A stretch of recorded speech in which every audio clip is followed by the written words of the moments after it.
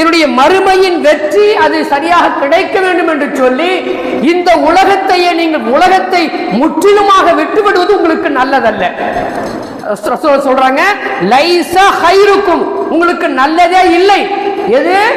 மன் தரக்க துன்யாஹு, அவன் இந்த உலகத்தினுடைய வாழ்வை வசதி வாய்ப்புகளை வேண்டாம் என்று உதறுவது இருக்கிறது, அது உங்களுக்கு நல்லதல்ல. நோக்கம் என்ன? அவனுக்கு மறுமையின் வெற்றி என்று சொல்லிக்கொண்டு இந்த உலகத்தை உதறுவான் என்று சொன்னால் அது நல்லதல்ல. இந்த உலகத்தை அனுபவிப்பதோடு தான் நீங்கள் மறுமையின் வெற்றியையும் நீங்கள் என்ன செய்யணும்னு சொன்னா பெற்றுக்கொள்ள வேண்டும் என்று சொல்லி வசதி வாய்ப்புகளை உருவாக்கி கொள்ளுங்கள், வியாபாரம் செய்யுங்கள், உழைத்து நீங்கள் சம்பாதியுங்கள், கொடுக்கல் வாங்கலை உலகத்திலே வைத்துக் கொள்ளுங்கள் என்று சொல்லி பெருமானார் ஸல்லல்லாஹு அலைஹி வஸல்லம் அவங்க சொல்றாங்க.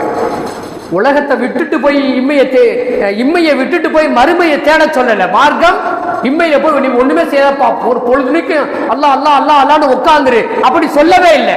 அதான் ரசூலுல்லாஹ் சொல்றாங்க, லைஸா ஹைருக்கும் மன் தரக்க துன்யாஹு லில் ஆகிரத்திஹி, அவனுடைய மறுமைக்காக வேண்டி இந்த உலகத்தை இழந்து விடுவதற்கு அது நல்லதே இல்லை.